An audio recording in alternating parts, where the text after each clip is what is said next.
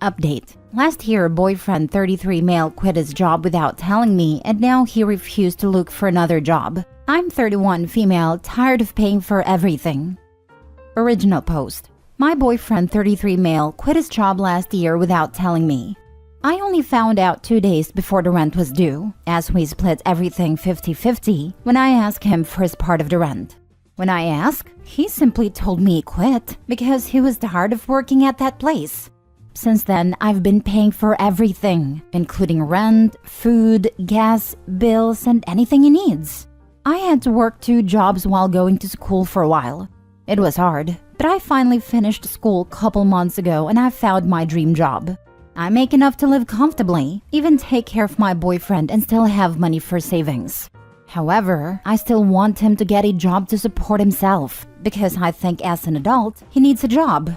But I feel like he relies on me too much, and he thinks since my job pays well, he doesn't have any reason to work. He always says things like, "You make good money now, so maybe you could buy me my dream car," or "You should open a business for me to run." It bothers me a lot. I don't mind supporting my partner financially if there's a legit reason that prevents him from working, but it's not the case. He spends most of his time playing games, meeting up with friends, or just at home watching movies. I still have to do all the chores and take care of our dogs. His family thinks that he's been working to take care of me so that I can finish school, which is not true. Now they think I was able to finish school and got a good job all because of him. I don't even want to explain to them. I just want him to get a job and have a future. But when I try to talk to him, he told me I'm not being supportive, and now that I have a good job, I look down on him. What should I do? Is it even worth it to try to talk some sense into him? I don't want to start dating at this age, but I feel like I can't keep doing this. Now for the top advice before reading the update. You break up with him. He's not a partner. He's a freaking leech. Stop trying to control him and control what you can. Break up. Kick him out or move out. Find someone worthy of you. This. Stop being his sugar mama. You are incentivizing his laziness. Give him a hard deadline to resume paying his half of the bills. And if he fails, give him 30 days to move out. You can continue dating him when he's living in his own place, but I don't know why you would want to. Wow, you leave. You don't have a boyfriend. You have a dependent. Of course he's not getting a job. Why would he? You have proven to him that he doesn't need to because he's got a sugar mama. Him saying that you look down on him? It's manipulation. He wants you to feel bad. Supportive of what? Him sitting around playing games? Leave. Dating can actually be fun, and you can't want this for the rest of your life. I did feel bad when he said that, and he does that all the time. Every time I bring up something, he would start talking about how miserable his life is, and how I just make it worse. I admit that I stayed till now because I feel bad. And no, I don't want this for the rest of my life. I will move on and hopefully find someone who cares.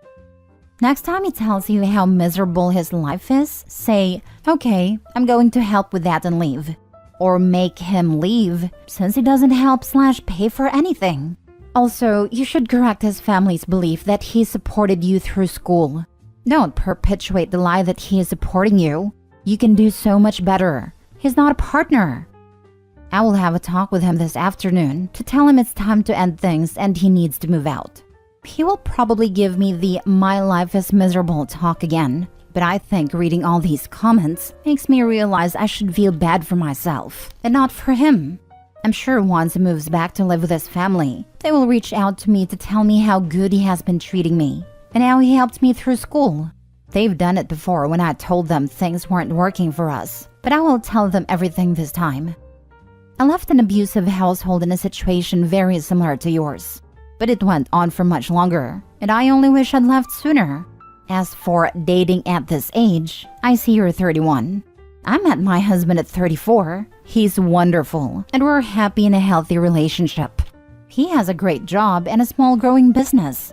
He does household chores, cooks meals, and is a great father to our child. He is respectful to me and communicates well. I don't look back to that awful, abusive, and manipulative situation from my past nowadays. Don't let this current situation make you quit your own future and miss out on the happiness you deserve. Also, what his family thinks is irrelevant. Please don't stay in this. You're allowing yourself to be used and harmed. There's only misery ahead unless you realize you need to end it. It's better on the other side, free of this. Your comment gives me hope.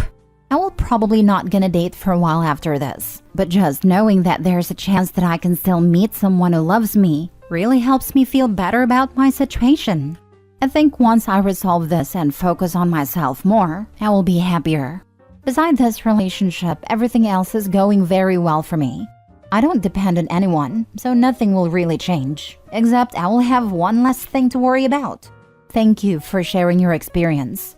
I'm glad to hear you're in a healthy relationship. Edit/mini update. I didn't expect this many comments. I can't reply to everyone, but I did read all the comments and I really appreciate it. Many people have asked, why him? Why stay for years? What did I see in him? So I just want to answer it here. We started off pretty normal. We split everything 50-50, and I had no problem with that. But throughout the years, he started showing his true self. I was in school, and school was the most important thing to me at that point, so I invested all my time and energy into it. I was in a PhD program, so I had stipend of around $30K a year, which was enough for myself, but not for two people. We've been together for 8 years now.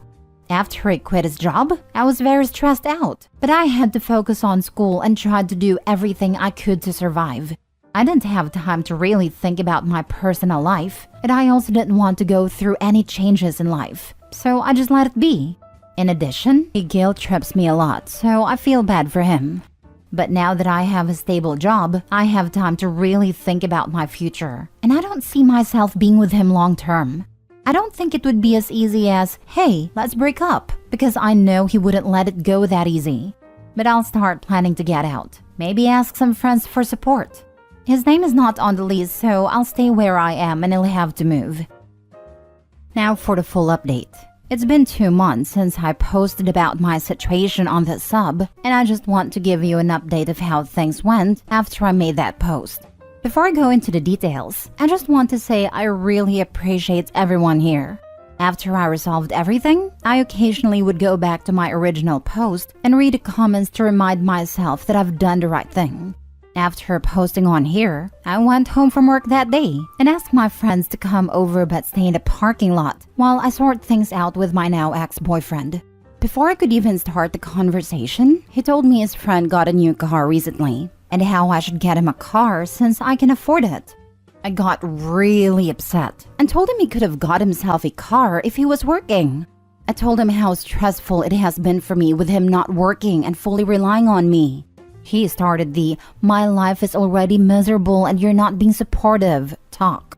I was sick of it, so I said I wanted to end things here and he needs to move out ASAP. As expected, he got upset and threw a tantrum. He was yelling, throwing stuff around, and when he realized I was being dead serious, he started threatening to hit one of my dogs. I jumped in between him and the dogs to stop him from harming them. Then he pushed me and grabbed me by my neck. I was able to get him off of me, put the dogs into a room, and called my friends to tell them to come in and call the police. He was trying to hit me, but my friends got there in time. I think he got scared when he saw my friends showed up, so he backed down, but he was still verbally telling them to get out of the way or he would hit them too. The police came, they took him away and told me he wouldn't be able to come into the apartment anymore. He had to move out, but would need to be escorted by the police if he wants to grab his stuff later. It was a horrible experience, but it showed me that I've done the right thing. I thought that was the end of everything, but his auntie called me when she found out and tried to gaslight me saying that he didn't do anything wrong, and I was just upset, so I called the police. I told myself that I no longer have to deal with this BS, so I told her to leave me alone and hung up. His family would continue to harass me, but stopped when I threatened to report them to the police. I continued to pay the rent and bills like how I've always been doing. The only thing that changed is I'm now so much happier. I'm the happiest I've ever been in years. I just got a promotion last week and I've been spending time enjoying life with the extra money I have since I'm no longer having to pay for his expenses. As for my ex, he's moved in with his aunt. I got a protection order, so we are not in contact at all. Wonderful update. Congrats to you. You're strong and capable, and now you can live in peace. Thank you. It feels great to wake up in the morning and don't have to worry about what kind of crap is he going to give me today. And OMG, the extra savings that I have, since I'm not longer financially responsible for a full-grown adult. Sending you an internet mom hug for being so wonderful. We are all glad to read that you have embraced your new life and are enjoying it. Don't forget that you're strong and that your story could help some other internet stranger to make a move to a better life as you did. Thank you. I've realized that all the uncertainties that I had before really don't mean anything. My life is only getting better, and I've received all the support I need from friends and family, and people on Reddit too. I'm so sorry you went through that. No one deserves to feel unsafe in their own home. You did a smart thing, calling your friends and the police. You are strong and so capable of having a fulfilling life that is all your own now. I'm very proud of you. I was expecting an ugly breakup, but not a violent one. I'm glad I had my friends there. Otherwise, I really don't know how things would turn out. I think your story should be a lesson to others. You had no reason to think a freeloader would become an abuser, and yet he did. It's always good to prepare for the worst and hope for the best. If you hadn't had friends on standby, things could have ended much more tragically.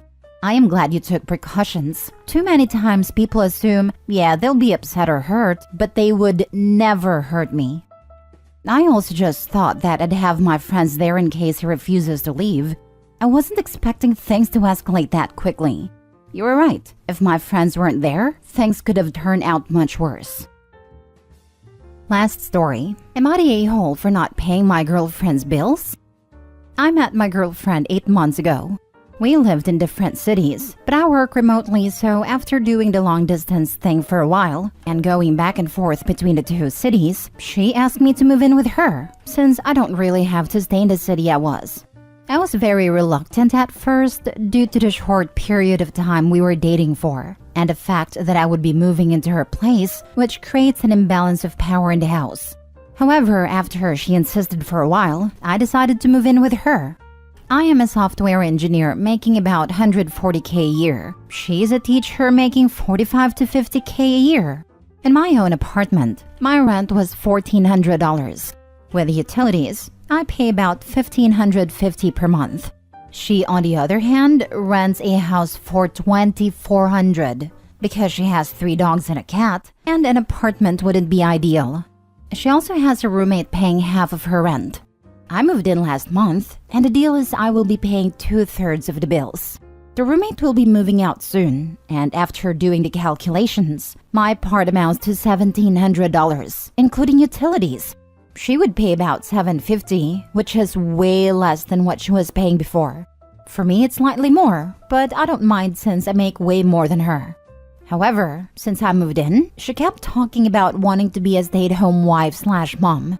I always brush it off, but yesterday she told me she hates her job and she won't be renewing her contract with the school, which means she won't have an income. She wants a different job, but she has no idea what she wants to do yet. So, she is counting on me to pay all the bills. She means I would be paying more than $1,000 than when I was living alone. Mind you, that's just for rent and utilities, food not included, and she has 2 big dogs which need taking care of. I could afford it if I wanted to, but I feel like I'm not ready to take care of her yet. And I have plans on saving more money to buy a house and other projects I have. She's not my wife. I don't want to be taking care of her 100%. And to be honest, I would have nothing to show for it either. So I told her I won't be able to pay the bills all by myself, and she made a face as if like I am being cheap. But now I feel like the whole reason she wanted me to move in so bad was because she wanted a backup plan for when she quits her job. Am I the a-hole for not wanting to pay everything? Now for the top comments. Not a-hole. Pack up and leave now. This, 100% this. Not a-hole and get the heck out while you can. This was her plan all along. Before she gets pregnant. That's what I said. Her next move is to baby trap him, so she can mooch as long as possible. And don't even have goodbye sex. Don't give her the remotest possible chance of getting pregnant. But now I feel like the whole reason she wanted me to move in so bad was because she wanted a backup plan for when she quits her job. You aren't her backup plan. You are the plan. Find someone naive enough to move in and start paying part of her bills. Then, spring on said person that roommate is out, and you take on responsibility for supporting her because you are too timid to GTFO. She's got some cheek, and you've got some pretty low basic street skills. Not a-hole. Next step, she'll baby trap him. Exactly. This is a classic tactic among predatory women who are looking for a guy to use as a personal ATM. Yeah, the fact that she wanted OP to move in so quickly is alarming. Just that fact alone doesn't necessarily mean ulterior motives. We've all gotten swept up in the honeymoon phase. But the fact that it worked out that she'd be paying less than she was before definitely raised my eyebrow. And then just straight up moving to, I'm gonna quit my job and be a stay-at-home partner, cements it. She's absolutely the type that would try and baby trap someone. Also, this might make me an a-hole, but I'd really struggle with a spouse wanting to be a house spouse or stay-at-home spouse. If we were parents, that's entirely different. But if there's no kids, I'm sorry. If I have to work, then so do you. Ideally, the stay-at-home partner does work, but at home. They handle the meal planning, shopping, cooking, laundry, and majority of the cleaning. Keeping a house going is a lot of work. It's also something that should be decided before moving in together when possible. Not a-hole.